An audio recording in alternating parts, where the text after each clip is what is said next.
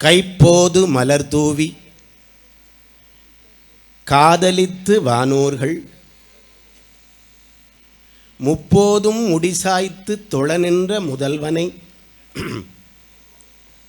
அப்போது மலர் தூவி ஐம்புலன்கள் அகத்தடக்கி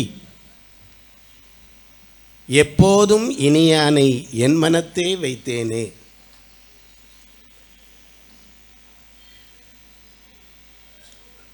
உலக அரங்கில் எத்தனையோ கம்பன் கழகங்கள் உண்டு. ஒவ்வொரு ஊர்களிலும் கம்பன் கழகங்கள் உண்டு. தஞ்சாவூரிலே பிரகதீஸ்வரருக்கு ராஜராஜ சோழன் தஞ்சாவூரையே கோட்டையாக அமைத்ததைப் போல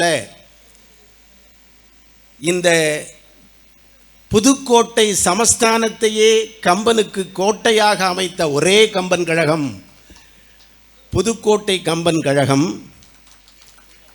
இந்த கம்பன் கழகத்திற்கு ராமச்சந்திரனே தலைவர்.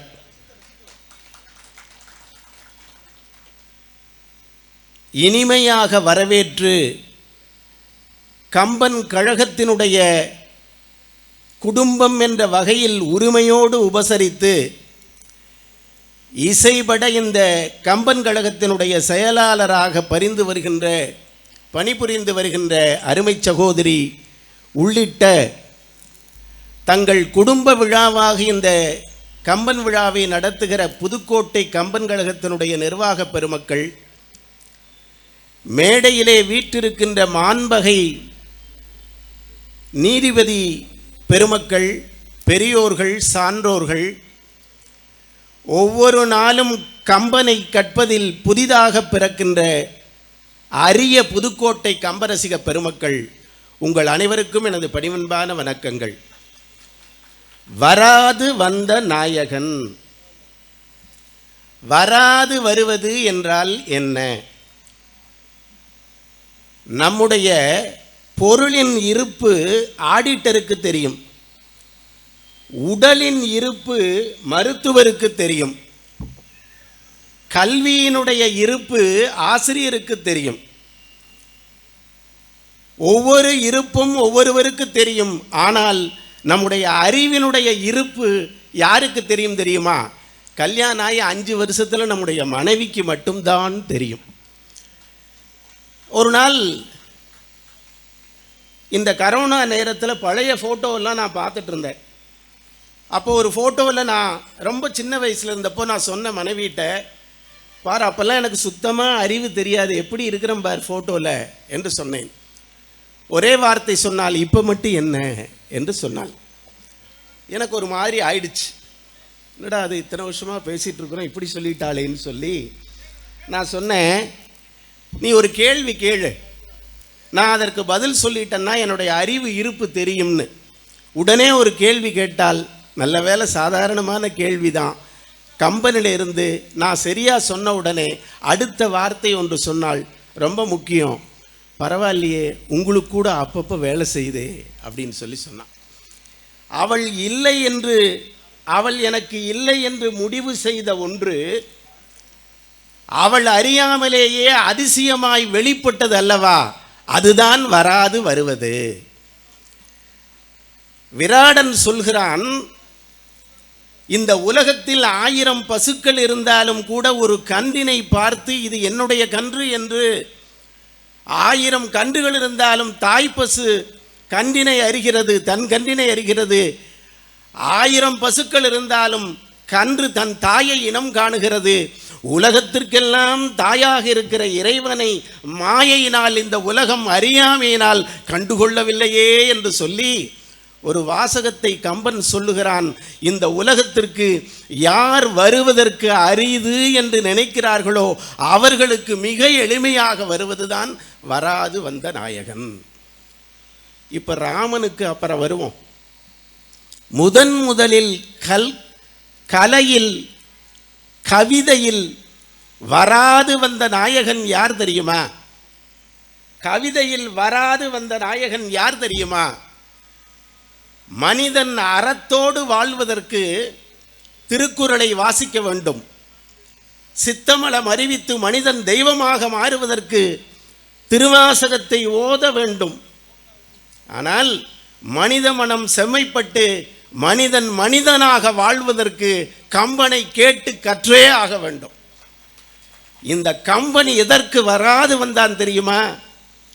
தராதலத்தில் உள்ள தமிழ் குற்றமெல்லாம் அறுக்கும் அறாம் ஆயிற்றே. உலகத்திலே தமிழ் கவிஞர்கள் செய்கிற குற்றமெல்லாம், தமிழ் குற்றமெல்லாம் நீக்குவதற்காகவே பிறந்தவன் தமிழுக்கு கதியான கம்பன். கம்பனை கற்றுக்கொண்டு கவி பாடுபவர்களால் இந்த உலகத்திற்கு அவர்களால் மட்டுமே தமிழ் குற்றம் இல்லாமல் வாழ முடியும். அதே போல இந்த மண்ணுலகத்திலே 12ஆம் நூற்றாண்டிலே கவி சக்கரவர்த்தி கம்பன் இந்த மண்ணிலே 21ஆம் நூற்றாண்டிலே கம்பனை வாழ வைக்க வேண்டும் என்பதற்காக வராமல் வந்து சென்றவர்தான் நம்முடைய காலம் சென்ற சம்பத்குமார் ஐயா அவர்கள்.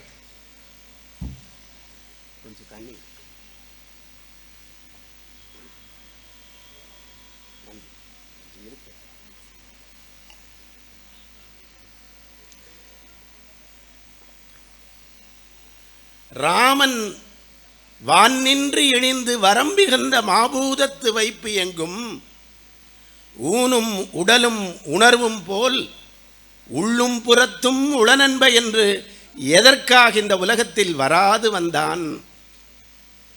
இந்த உலகத்திலே பிறந்திருக்கின்ற குழந்தைகள் முதல் கொண்டு வாழ்நாள் இறுதி வரை வீழாமல் வாழ வேண்டும் என்று சொன்னால் 2 அடிப்படை பாடமாக கற்றுக்கொள்ள வேண்டும். ஒன்று, தாயிற் சிறந்ததொரு கோயிலும் இல்லை. 2, தந்தை சொல் மிக்க மந்திரமில்லை. நாம் வாழ்வதற்கு 1000 வழிகளை சொல்லுவார்கள் வேதங்கள் முதல் கொண்டு. ஆனால் நாம் வீழாமல் இருப்பதற்கு இறுதி வரை தாய் தந்தையரை மதிக்க வேண்டும். கல்யாணம் ஆனவுடன் கூட தாய் தந்தையருக்கு மதிப்பு கொடுக்க வேண்டும். அவர்கள் சொற்களை கேட்க வேண்டும். அவர்களை வயதான காலத்திலே பேணி காக்க வேண்டும் என்கிற அடிப்படை அறிவு இல்லையா? கோசலை ராமனை பெற்றுவிட்டு புலம்புகிறாள். ராமா, பரதன் இந்த நாட்டை ஆள வேண்டும். எனக்கு ரொம்ப மகிழ்ச்சி. நின்னினும் நல்லனவன். 1000 ராமர்கள் ஆனாலும் பரதனுடைய குணத்திற்கு ஈடாகாது. ஆனால் ராமா, விஷ்ணுவை வணங்கி நாராயணனை வணங்கி உன்னை பெற்றேன். நீ 14 ஆண்டு காலம் கொடிய கானகத்திற்கு போவதை பார்ப்பதற்கு நான் உயிரோடு இருக்கிறேனே, என்னுடைய துரதிர்ஷ்டம் பார் என்று சொன்னபோது ராமன் சொன்ன ஒரே வார்த்தை, சிறந்த தம்பி திருவுர மறந்தும் தந்தையை பொய்யிலன்னாக்கி மின்னுரை கானகம் உறைந்து தீயும் உறுதி பெற்றேன். அம்மா கவலைப்படாதம்மா, என்னை போல 12 மாதங்கள் உன்னுடைய வயிற்றிலே பிறந்து நான் என்னை போல பாக்கியம் பெற்றவன் யாரும் இல்லை. என்ன தெரியுமா, மனிதனுக்கு மனிதனாக பிறந்தவர்களுக்கு முதல் அடிப்படை அறம் என்ன தெரியுமா? தந்தையினுடைய வாக்கினை மறந்தும் பொய்யில்லாமல் செய்து வாழ்வதை காட்டிலும் எனக்கு ஏதாவது பேரு இருக்க முடியுமா? அப்ப தாய் தந்தையர் மேல் வைத்தால் வாழ்க்கையில் வீழ்ச்சி அடைய முடியாது என்பதை சொல்வதற்காக ராமன் வராது வந்த நாயகன். அடுத்தது சகோதரத்துவம். இந்த உலகத்தில் ஒருவன் எந்த சூழ்நிலையிலும் பலமுள்ளவனாக ஆகிறான் என்று சொன்னால் 2 விஷயங்களில்தான். ஒன்று, அண்ணன். தந்தைக்கு பின்னாலும் தந்தையை போலவே நம்மை காப்பாற்றுபவன் அண்ணன் ஒருவன் தான். 2வது, எத்தனை எதிர்ப்புகள் வந்தாலும் தம்பி உடையான் படைக்கு அஞ்சான். அண்ணன் தம்பியோடு சக உதிரத்திலே சேர்ந்து வாழ்பவர்கள் பெறுகிற அனுகூலத்தை இந்த உலகத்தில் சொர்க்கத்திலே கூட பெற முடியாது. அந்த அண்ணன் தம்பிகளுடைய உறவினை காப்பது எப்படி என்று ராமன் சொல்லி காட்டினான். 2 வரங்களை சொல்கிறார். ஒன்று, ராமன் 14 ஆண்டு காலம் காட்டுக்கு செல்ல வேண்டும் இல்லையா?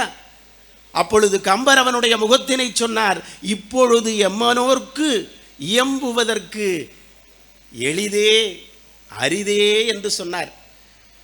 அவன் 14 வருஷம் போகணும்னு சொன்ன உடனே ராமனுடைய முகம் எப்படி இருந்ததாம்? தாமரை மலரை போல இருந்ததாம். அடுத்த வரி ரொம்ப முக்கியம். இப்பொழுது எம்மனோர்க்கு இயம்புவதற்கு எளிதே அரிதே யாரும் செப்பரும் குணத்து ராமன் திருமுகச் செவ்வி நோக்கில் ஒப்பதே முன்பு பின்பு அவ்வாசகம் உணரக் கேட்ட அப்பொழுதளர்ந்த செந்தாமரையை மலர்ந்ததம்மா. முதல்ல காட்டுக்கு போகணும்னு செந்தாமரை போல இருந்தது. அடுத்தது இன்னொரு வாசகம், தம்பியான பரதன் நாட்டை ஆள வேண்டும் என்ற போது அவனுடைய ராமனுடைய உணர்வு எப்படி இருந்தது, ராமன் சகோதரத்துவத்தை எப்படி புரிந்து கொண்டான். ஒன்றை தெரிந்து கொள்ள வேண்டும், இந்த உலகத்தில் வெற்றியாளர்கள் என்பவர்கள், மிகப்பெரிய பலமுடையவர்கள் என்பவர்கள் எந்த ஒரு பொருளையும் எந்த ஒரு நபரையும் எடை போடக்கூடாது. அவர்களுடைய உள்ளத்தை புரிந்து கொள்ள வேண்டும். சான் பிரான்சிஸ்கோவிலிருந்து நியூயார்க்குக்கு ஒரு ஏர் ஃப்ளைட் கிளம்பியது, ஏர் பஸ் கிளம்பியது. எல்லாரும் உள்ளே வருகிறார்கள்.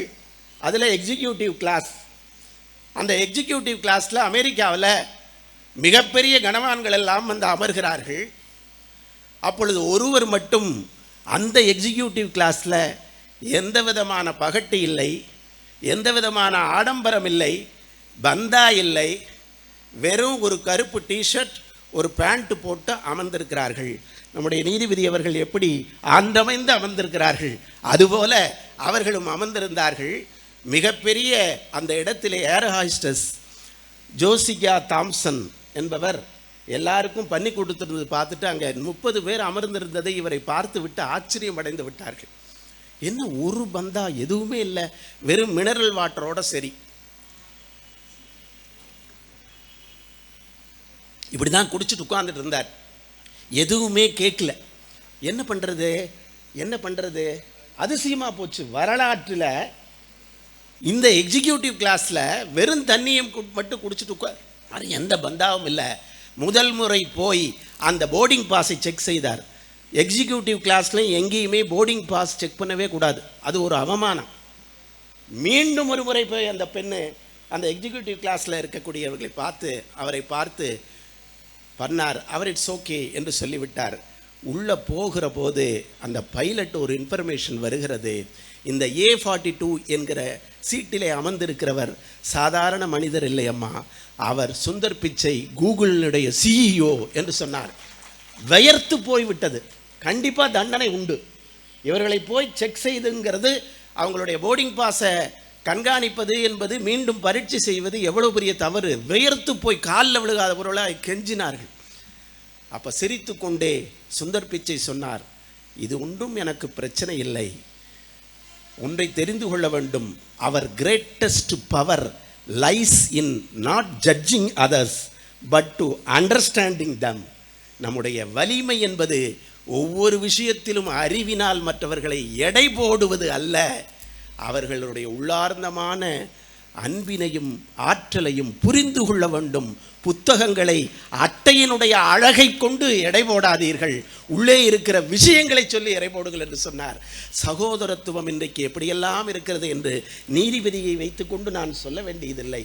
ஒரு காணி நிலத்திற்காக சகோதரர்கள் அடித்து கொண்டு வழக்குகள் பல்லடும் காலமாக மாறிக்கொண்டிருக்கிறதே, என்ன காரணம்?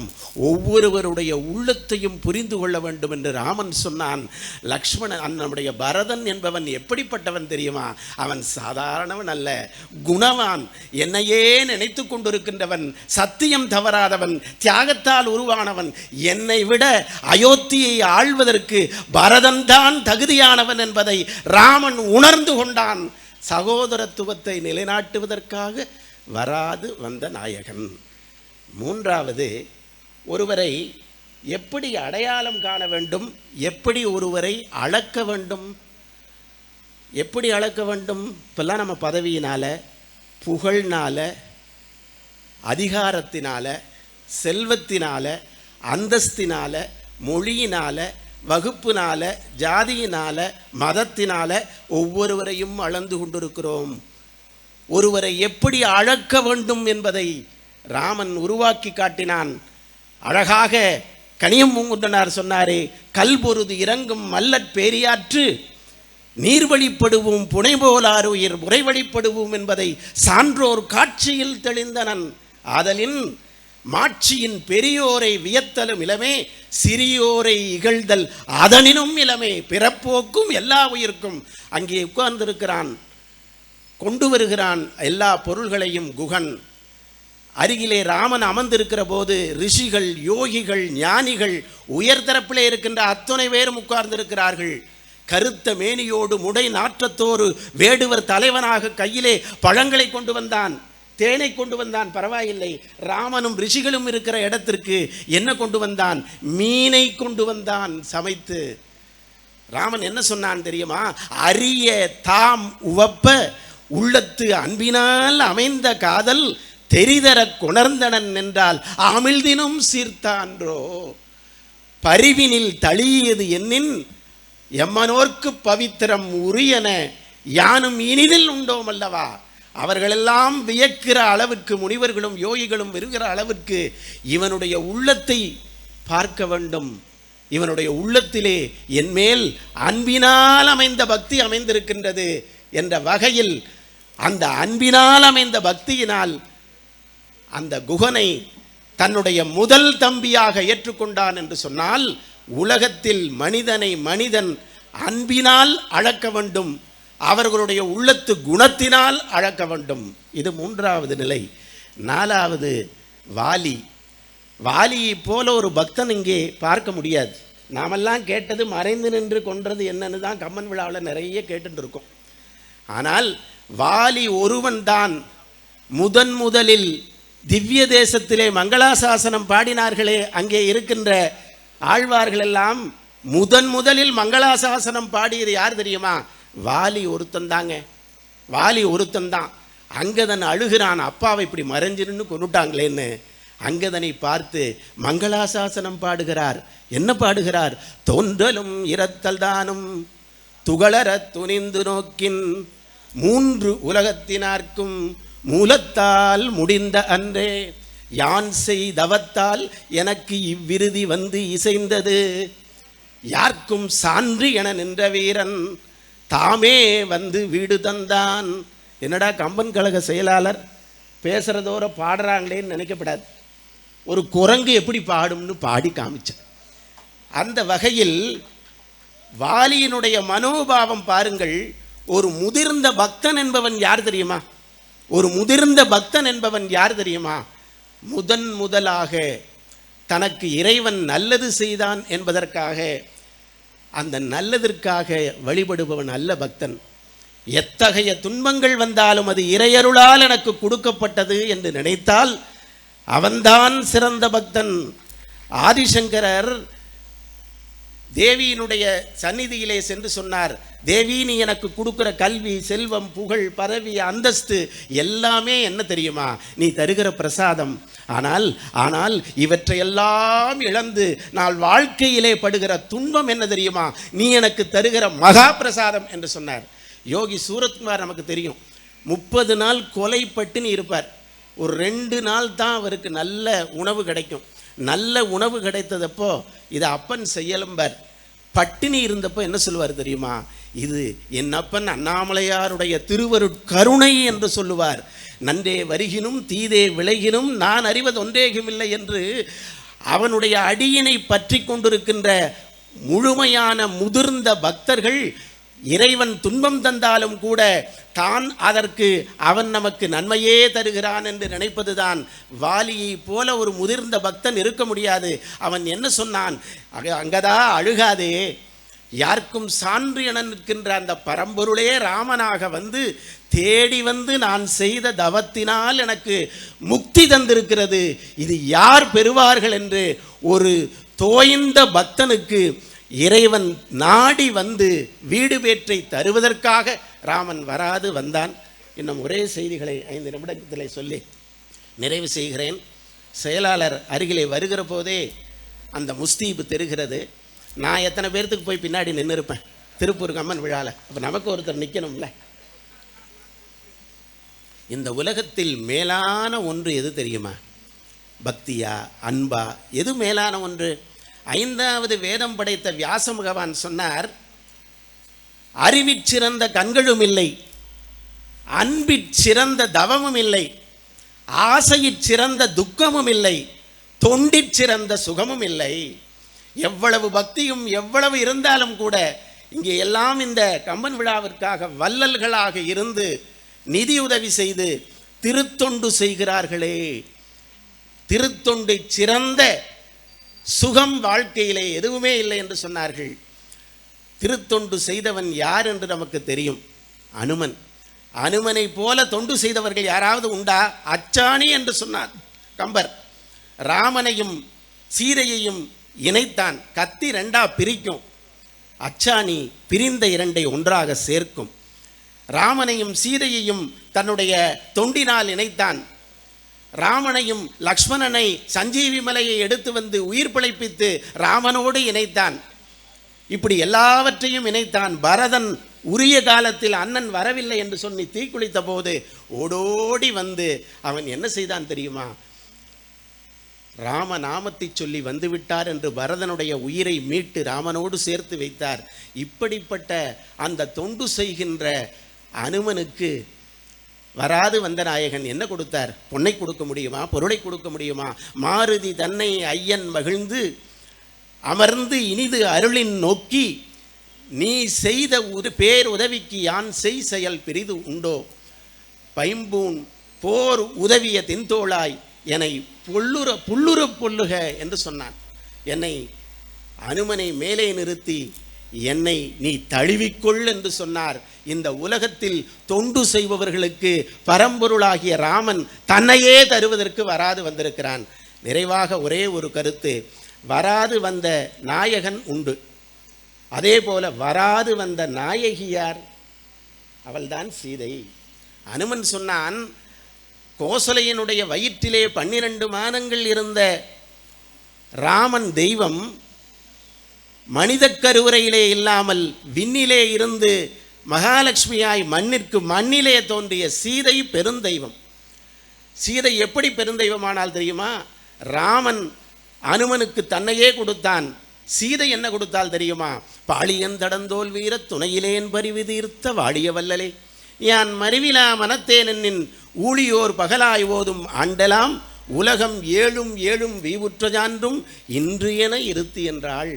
தொண்டு செய்பவன், ராமநாமத்தை சொல்பவன், இந்த உலகத்தில் அறத்தை பயன்படுத்துகின்றவன், அறத்தோடு வாழ்பவன், ராமநாமத்தை கொண்டு உலகத்திற்கெல்லாம் தொண்டு செய்கின்ற இருக்கின்றவன். ராமன் விண்ணுலகத்திற்கு சென்ற பிறகு அங்கேயே ராமநாமத்தை சொல்லி போய்விடப் போகிறான் என்று சொல்லி வராது வந்த நாயகி அந்த அனுமனுக்கு என்ன கொடுத்தால் தெரியுமா? இந்த மண்ணுலகத்திலே எத்தனை யுகங்களும் ஆண்டுகளும் அழிந்தாலும் இன்று என சிரஞ்சீவியாய் இந்த யுகத்திலே இருக்க வேண்டும் என்று வராது வந்த நாயகி தொண்டு செய்பவர்களை சிரஞ்சீவி ஆக்குவாள் என்ற வகையில் இந்த வராது வந்த நாயகனும் நாயகியினுடைய திருவருளினால் இந்த புதுக்கோட்டை கம்பன் கழகம் மென்மேலும் மென்மேலும் சிரஞ்சீவியாய் சூரிய சந்திரன் உள்ளவரை கம்பன்படி செய்ய வேண்டும் என்று சொல்லி வாய்ப்புக்கு நன்றி பாராட்டி உரை